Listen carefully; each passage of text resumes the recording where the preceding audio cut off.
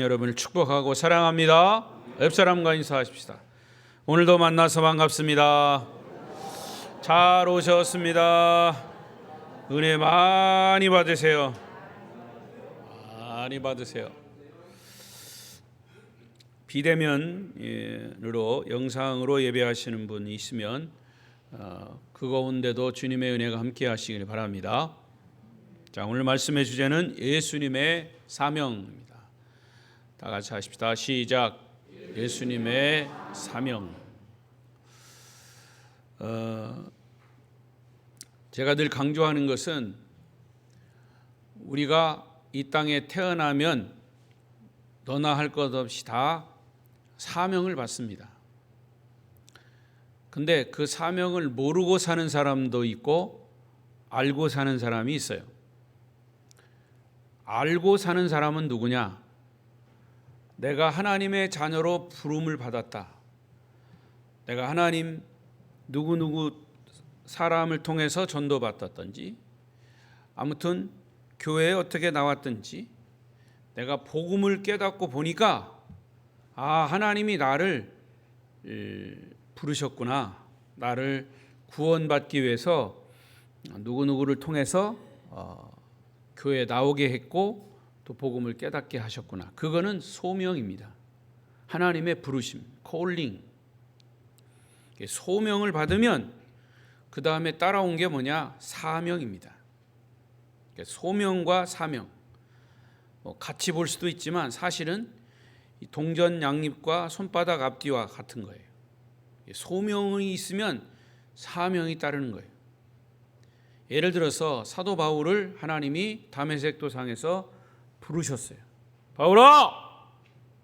부르셨어요. 놀라셨죠? 바울은 그 정도 가지고는 안 놀랐어요. 바울은 소리도 들렸지만 강한 빛이 그 빛에 눈에 비춰가지고 눈이 멀어버렸어요. 그러니까 여러분 예배 드릴 때 졸지 마세요. 눈 멀 수가 있어. 그러니까 정신을 차리고, 근데 중요한 거는 하나님이 나를 부르셨다. 소명을 받았어요. 바울이. 그 다음에 하나님이 그에게 미션을 줬어요. 사명을 주신 거예요. 너는 가서 복음을 전해라. 특히 이방인에게 가서 복음을 전하라 라고 하는 사명을 받은 거예요. 그래서 소명은 반드시 사명이 따르는 거예요. 여러분이 하나님이 여러분을 부르셨어요. 아름다운 교회 성도로 부르셨어요. 믿습니까? 예수 믿는 자로 부르셨어요. 믿습니까? 예수 정말 믿습니까? 그러면 예수 믿는 자들에게는 다 사명이 있어요.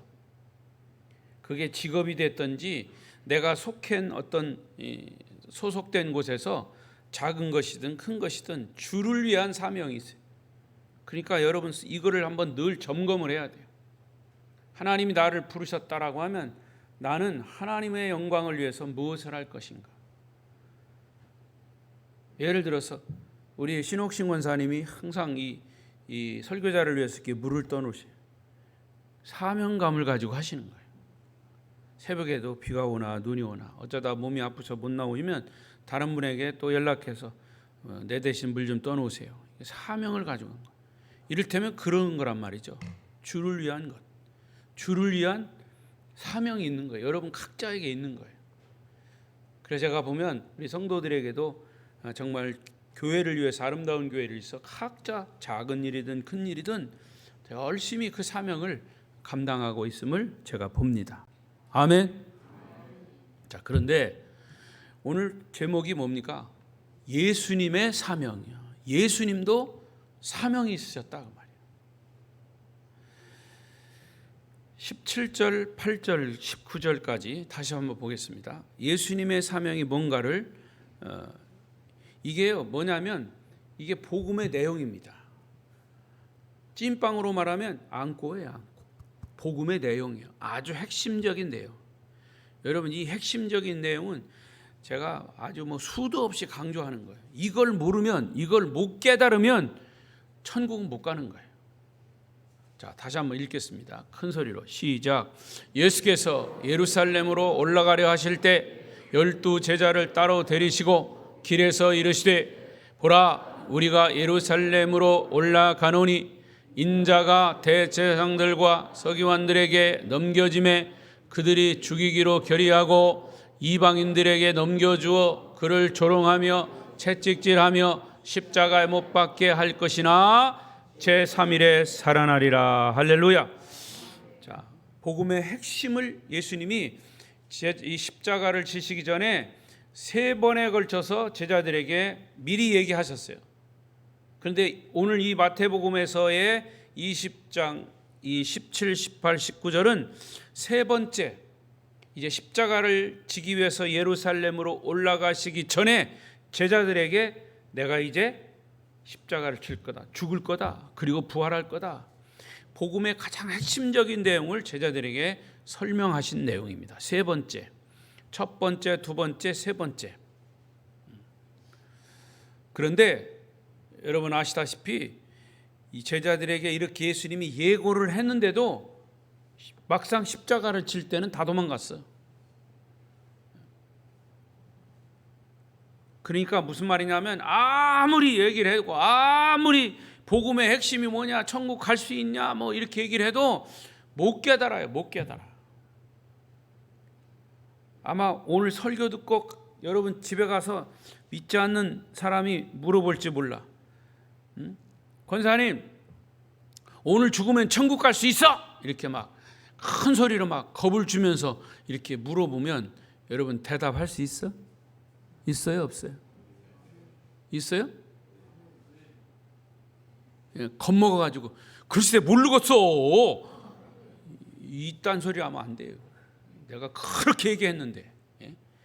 여러분 예수 그리스도의 십자가 고난과 부활을 내가 믿기 때문에 천국 가는 거예요. 이게 결론이에요. 이거 17, 18, 19 내용이 바로 그거예요. 복음의 핵심.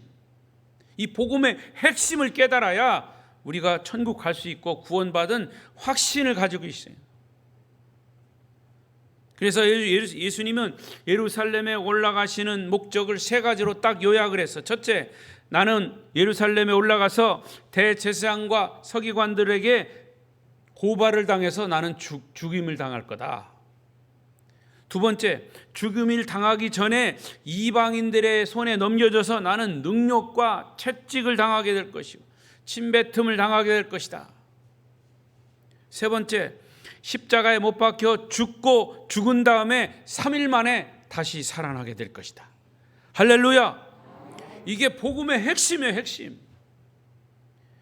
그러니까 예수님이 예루살렘으로 올라가시는 목적은 21장에 가면 예루살렘 올라가는 이제 그 시작이 나와요. 나귀를 새끼 타고 새끼 나귀를 타고 예루살렘으로 입성하는 게 나와. 21장에 가면. 그러니까 20장에서 그 말씀을 하신 거예요.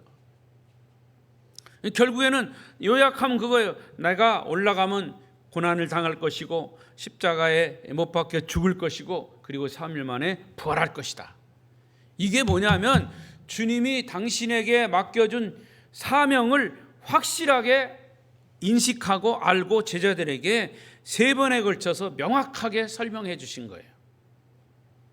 여러분 이것이 바로 이 예수님처럼 우리도 이 땅에 태어난 이유, 내가 이 강진 땅에 사는 이유, 그리고 내가 살아가는 목적, 여러분의 각자 하나님이 부르셨다면 부르신 것에 대한 사명이 분명히 있는 거예요.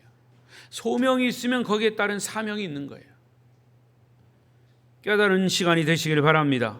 첫째로 예수님의 사명은 일단 당신이 어떻게 죽어야 할지를 알고 계시고 그것을 실천하신 거예요. 여러분 생각해 보십시오. 내가 죽는다는 것을 알고 있어. 어떻게 죽는 것까지 알고 있어. 그런데 그거를 실천할 수 있을까요? 여러분 같으면? 강진에서 몇 월 며칠 죽을 거다. 그럼 여러분 어떡할 것 같아? 나 같으면 도망갈 것 같아. 안 그렇겠어요? 실제로 내가 죽는 날짜도 알아. 어디서 죽는지도 알아. 어떻게 죽는지도 알아. 어떻게 괴로움을 당할 것도 알아. 그런데 주님은 그것을 다 그대로 받고 그대로 그냥 묵묵히 실천하셨다는 얘기예요. 주님은 이 세상에 왜 오셨는지를 정확하게 알고 계시면서 그대로 실천하셨어요.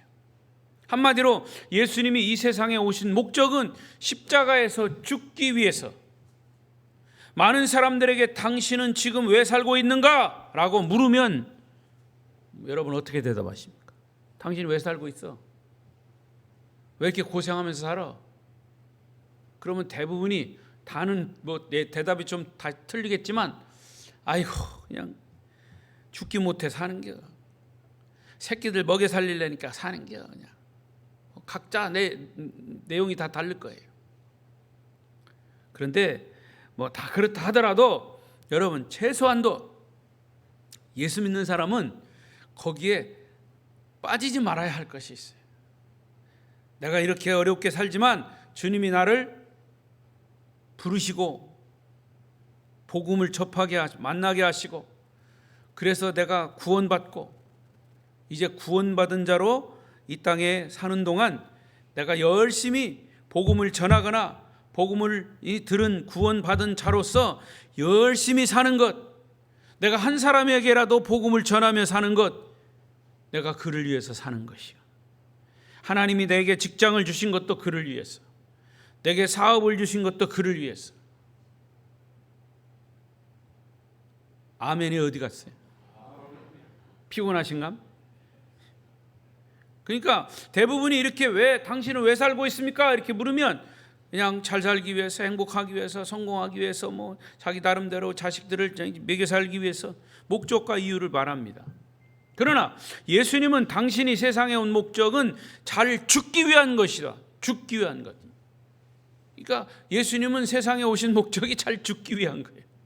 물론 부활하셨지만 잘 죽기 위한 거예요. 이게 얼마나 다릅니까?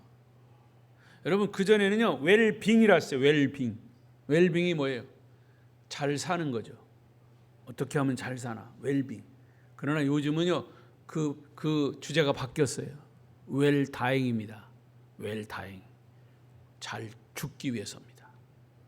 여러분 지금 열심히 사는 것도 결국에는 뭐예요? 잘 죽기 위해서예요. 따지고 보면 철학적인 얘기 같지만 아니에요. 여러분 지금 어디를 향해서 갖고 있습니까? 예? 예? 죽음을 향해서 가고 있잖아요. 아닙니까? 결국엔 천국이지만 그게 정말 잘 죽느냐? 이게 잘 죽어야 천국 가지, 잘못 죽으면 지옥 가는 거예요. 아니에요? 그러니까 우리는 웰다행입니다. 여러분 TV에 광고 나오는 것도 잘 보세요. 다 건강을 위해서이지만 결국에는 그게 웰다행입니다. 웰빙에서 웰다행으로 발전한 거예요. 그러니까 여러분 이게 예수님은 당신이 세상에 온 목적은 잘 죽기 위한 것이다. 어떤 의미에서 우리와 좀 다르죠. 예수님의 사역 중에서 갈릴리 사역은 가장 인기가 높았어요. 왜? 갈릴리에서 죽은 자를 살리기도 하고 병든 자를 고치고 태풍 일어난 바다를 잔잔케 하시고, 이 주님의 말씀을 들을 때마다 엄청난 기적들이 일어났고 엄청난 사람들이 구름대처럼 몰려들었어요. 인기 최정상이에요. 많은 군중의 갈채를 받고 있었을 때 예수님의 인기는 최고도로 잘했죠.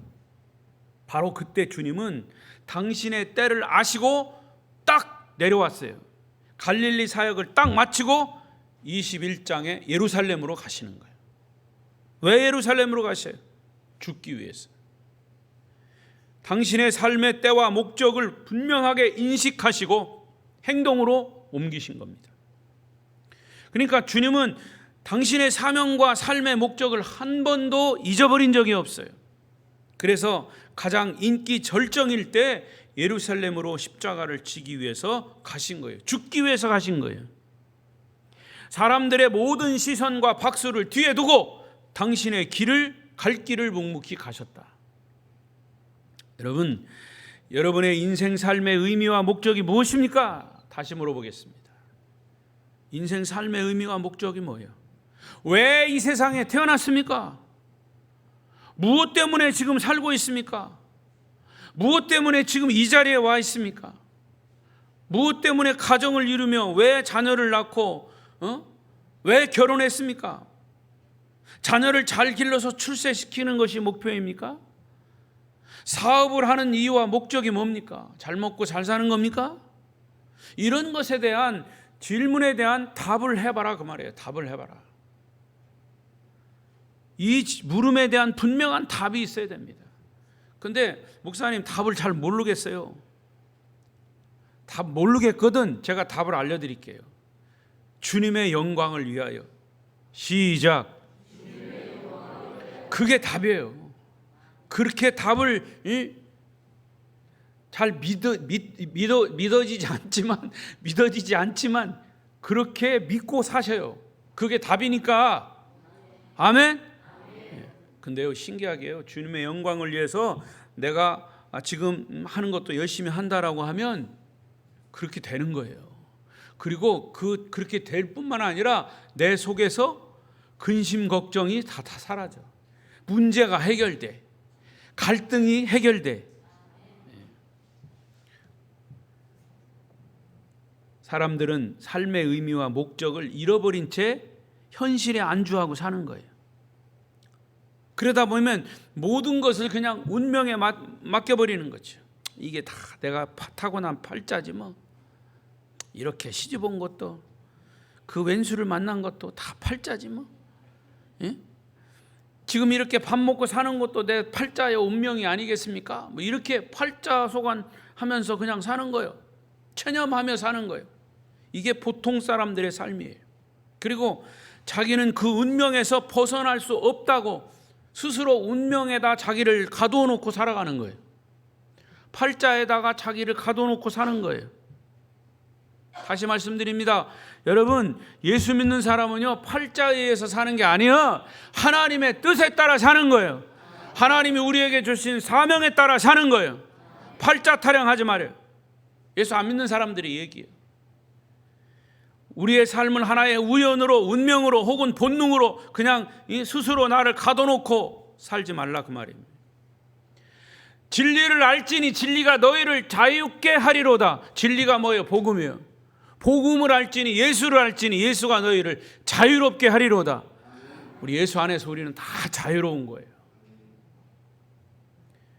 그러니까 오늘 성경은 예수님은 당신이 이 세상에 와서 하나님의 아들로서 언제 어떻게 죽어야 하는지, 무엇을 위해 살아야 하는지 철저하게 인식하고 사셨다고 말이에요. 예수 믿는 우리 그리스도인들도 마찬가지예요. 예수님을 닮아서 주님의 뜻을 따라 사는 자여야 합니다. 그래서 바울은 이와 같이 고백을 했어요. 로마서 14장 7절 8절, 갈라디아 2장 20절 계속해서 읽어요. 시작.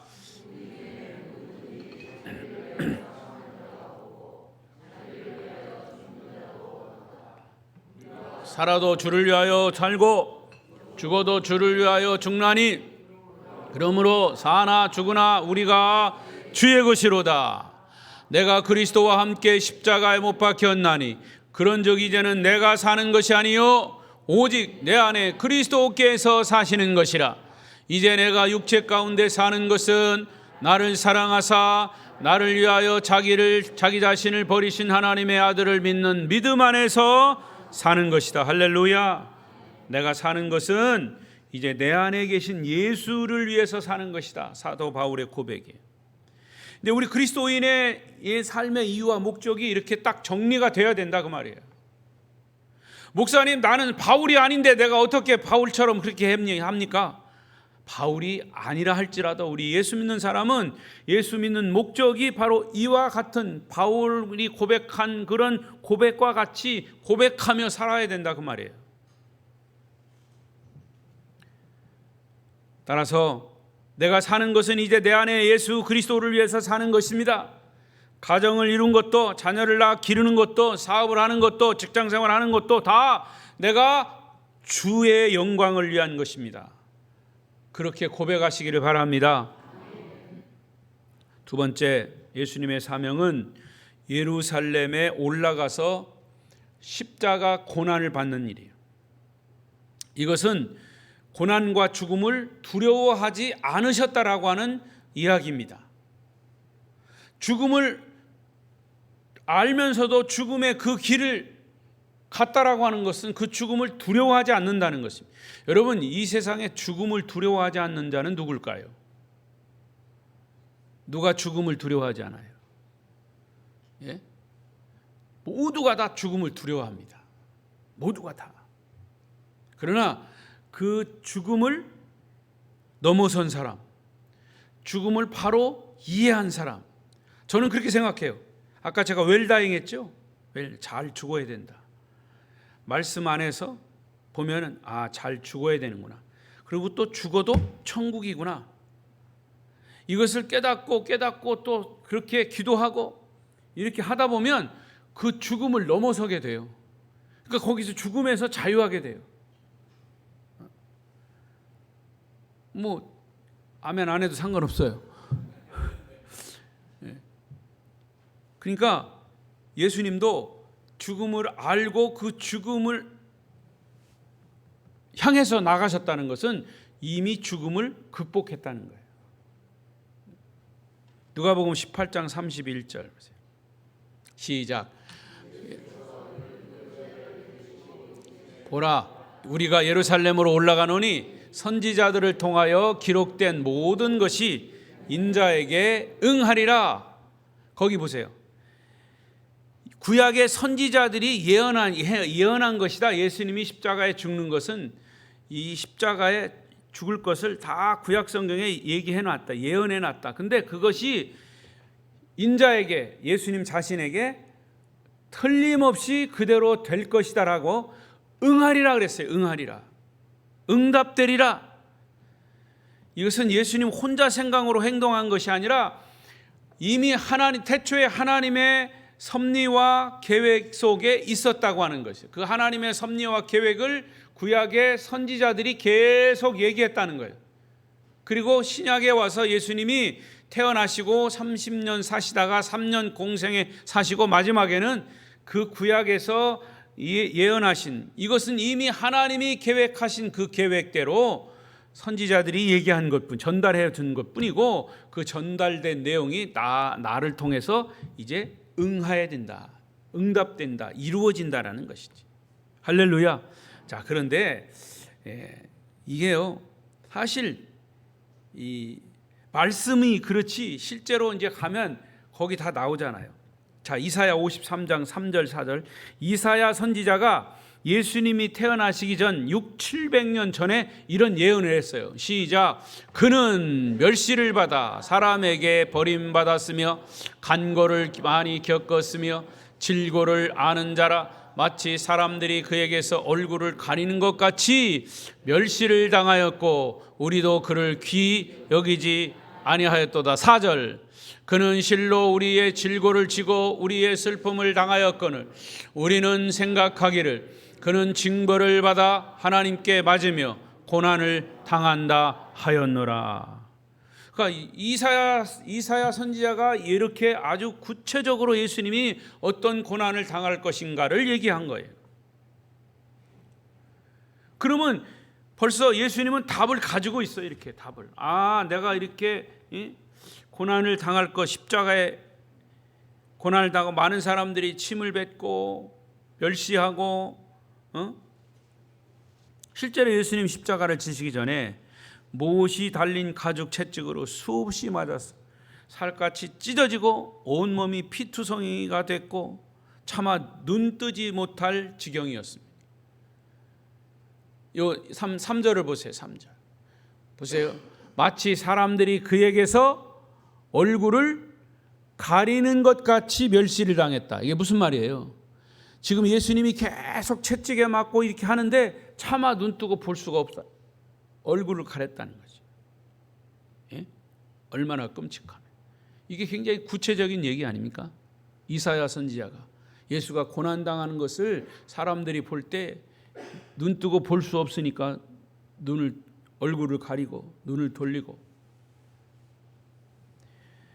주변에 있는 사람들은 주님께 침까지 뱉었어요.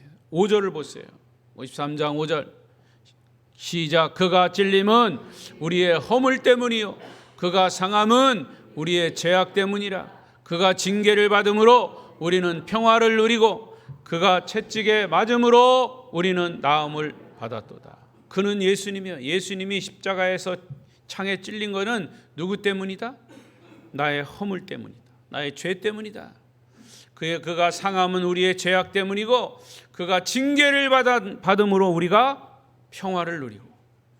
그러니까 내가 받아야 할 찔림, 내가 받아야 할 상함, 내가 받아야 할 징계, 내가 받아야 할 채찍, 이거 다 예수님이 받은 거예요.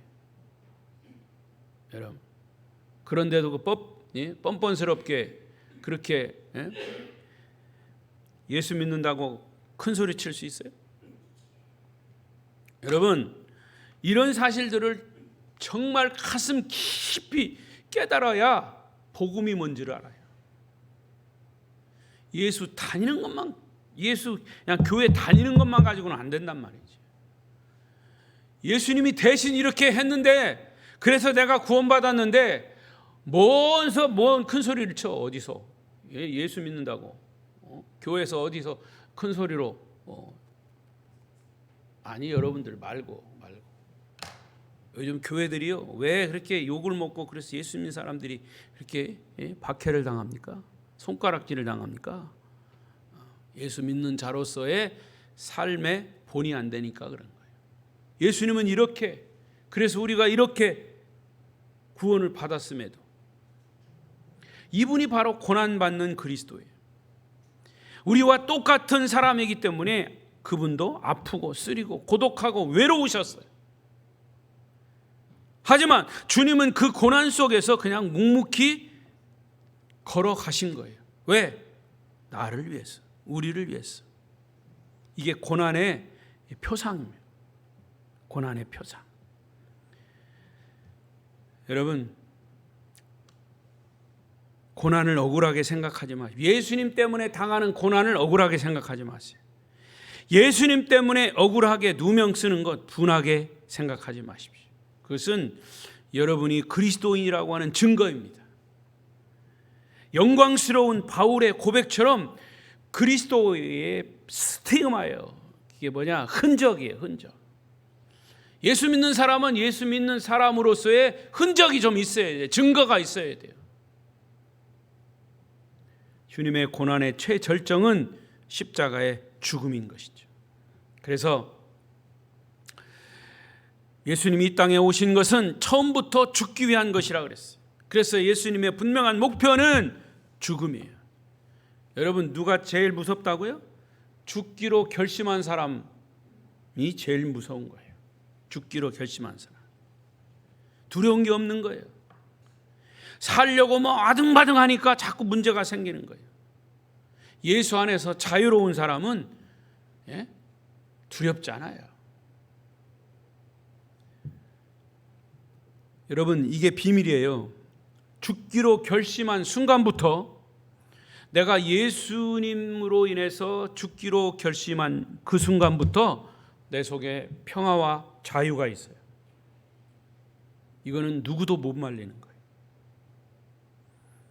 여러분, 그 알량한 자존심 요거 조금 상했다고 예수 믿는 사람, 예수 틀림없이 예수 믿는 사람임에도 불구하고 그 조그마한 알량한 자존심 상했다고 막 큰 소리 치고 막 욕을 해대고, 여러분 유치하잖아요. 유치해요. 예수 믿는 사람은 그 자존심 꺾고 예수 믿는 것 때문에 내 속에 자유와 평화가 있어야 돼. 좀 자존심 상하면 어때? 예수 믿는 사람의 표가 나야죠. 표가. 예수님의 삶에는 갈등이 없었어요. 주저함도 없어요. 정확한 때에 정확하게 행동하셨어요. 이게 예수 믿는 사람이어야 돼요. 그래서 예수님은 우리의 구세주가 되신 겁니다. 여러분, 예수 안에서 자유로움을 누리시기 바랍니다. 마지막 세 번째로, 예수님 사명은 예루살렘에 올라가셔서 십자가에 죽으시고 그 다음에 부활하시는 것이 최절정이에요. 예수님에게는 고난, 십자가, 죽음 똑같이 또 하나의 사실, 하나님이 당신을 부활시켜 주신다고 하는 확신이 있어요. 예수의 부활이 없으면 여러분 구원도 없어요. 예수의 부활이 없으면 우리는 여전히 죄인이고 여전히 지옥 형벌을 면하지 못해요. 자, 요한복음 11장 25절 6절 시작. 예수께서 이르시되 나는 부활이요 생명이니 나를 믿는 자는 죽어도 영원히 죽지 아니하리니 이것을 내가 믿느냐? 여러분, 이것을 여러분이 믿습니까? 주님은 당신의 자신이 부활이요 생명이라고 그랬어요. 그래서 예수님의 믿음 속에는 부활 믿음과 생명 믿음이 있어요. 그분 자신이 부활이시고 생명이시기 때문에 이런 부활 생명 믿음을 가진 사람의 대표적인 사람이 누구냐? 아브라함이에요. 히브리 11장 17절을 보세요. 아브라함이 이렇게 얘기합니다. 아브라함은 이렇게 얘기합니다. 시작. 아브라함은 시험을 받을 때 믿음으로 이삭을 드렸으되 그는 약속을 받은 자로 돼 그 외아들을 드렸다. 아브라함에게 부활 믿음이 있었기 때문에 하나님이 이삭을 바치라고 했습니다. 100세에 낳은 아들 이삭, 그 정말 눈에 들어가도 안 아플 그 이삭을 어느 정도 크니까 제물로, 번제물로 드리라고 그랬어요. 제가 말씀드렸죠? 번제물로 드리라는 것은 양이 제물이라면 양을 잡아가지고 목을 따서 피를 내서 배를 가르고 내장에 있는 걸 다 꺼내가지고 거기 있는 것 차례대로 딱 각을 떠서 차례대로 내장은 내장대로 살은 살대로 다 불에 태워서 하나도 남김없이 다 태워서 드리는 게 번제예요. 번제. 그 예수님은 번제물이 되신 거잖아요. 번제물이. 그런데 아들 100세에 낳은 아들을 번제물로 드려라. 끔찍한 일이에요. 그런데 아브라함은 하나님을 믿었다 그랬어요. 아브라함은 시험을 받을 때 어떻게 했다? 믿음으로 이삭을 드렸다. 그런데 이삭을 드리면서 그는 약속을 받은 자로 돼. 무슨 약속이냐? 무슨 약속? 하나님께로부터 약속을 받은 자. 무슨 약속을 받았을까요? 무슨 약속을 받았을까? 내 아들을 드려도 내 아들은 죽지 않는다. 그러니까 사실은요, 아브라함이 믿었던 것은 부활신앙이에요. 여러분, 실제로 그랬잖아요. 이삭이 죽었어요, 안 죽었어요? 안 죽었어요. 우리는 결말을 알고 있기 때문에 아브라함의 그 믿음 의심할 수 있어요. 그러나 실제로 아브라함이 믿음으로 그 아들을 드렸기 때문에 하나님이 칼을 들어서 그 이삭을 죽이려 할 때 아브라함아, 아브라함아, 하나님 부르셨잖아요. 내 칼을 멈춰라. 저기 양이 있으니까 그 양을 이삭 대신으로 잡아 제물로 드려라. 이게 바로 부활신앙입니다. 부활신앙. 할렐루야. 이미 하나님이 아브라함을 시험하셨다고 그랬잖아요. 이삭을 드려라 할 때 아브라함이 하나님 말씀을 그대로 따라서 믿고 실천을 했어요. 그것은 네가 나의 말을 믿는구나. 다시 말하면 내가 그 이삭이 죽지 않고 설사 죽었다 할지라도 부활할 것을 믿고 내 말을 순종했구나. 부활신앙입니다. 여러분 중에 아무리 믿음이 좋아도 예수의 이름으로 자기 아들을 죽일 수 있어요? 물론 하나님은 여러분에게 그런 부탁을 하지 않아요. 네 아들 번제로 드려라 이런 부탁 아브라함에게만 하셨지 여러분한테는 안 하니까 걱정하지 말아요. 그냥 만약에 하신다면 자기 아들을 죽이면서까지 정말 예수를 믿을 사람이 있을까? 없어요. 그러나 아브라함은 그것을 믿었다는 거죠. 칼이 이삭의 심장을 막 찌르려고 하는 순간에 하나님이 아주 다급하게 부르셨어요. 아브라함아, 아브라함아, 내가 네 믿음을 보았노라. 내가 너를 위하여 어린 양을 준비하였노라. 어린 양이 대신 죽음으로 이삭이 부활한 거예요. 할렐루야. 여러분, 이 사건을 묵상해 보십시오. 사실은 아브라함의 이 사건은 수천 년이 지난 이후에, 신학자들은 5천 년, 6천 년 하는데, 그 이후에 예수님의 사건을 그대로 보여준 거예요. 아브라함의 이 사건은, 이삭을 바치려고 하는 이 사건은 예수님의 십자가 사건을 미리 보여준 것이다. 그래서 제가 늘 강조하는 것이, 구약은 신약을 위한 책이에요. 구약은 메시아를 위한 책이에요. 구약을 읽을 때 메시아를 찾지 못하고 메시아를 발견한 예수를 발견하지 못하면 구약은 헛읽은 거예요. 그렇게만 아시면 돼요. 구약은 옛 약속, 올 테스타멘트. 무슨 약속이요? 메시아를 보내겠다, 예수를 보내겠다라고 하는 것이 구약이에요. 옛 약속.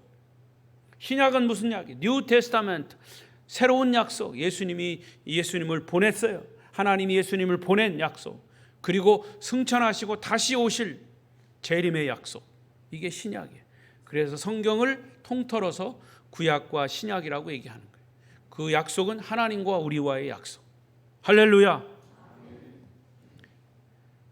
그래서 이 바울이 이 사망을 얘기할 때, 사망아 너의 쏘는 것이 어디 있느냐, 사망아 너의 이기는 것이 어디 있느냐. 바울은 죽음에 대해서 극복하고 부활을 얘기했어요. 고린도전서 15장에 부활을 계속 얘기한 거예요. 말씀을 이제 정리하겠습니다. 여러분, 이런 얘기가 있습니다. 여러분 많이 들어보셨죠? 우리는 돈으로 침대는 살 수 있어요. 그러나 돈으로 고운한 잠은 살 수가 없습니다. 돈으로 음식은 살 수 있지만 돈으로 식욕은 살 수가 없습니다. 그렇죠? 아무리 산의 진미를 쌓아놓고 있어도 식욕이 없으면 그 음식을 못 먹는 거예요.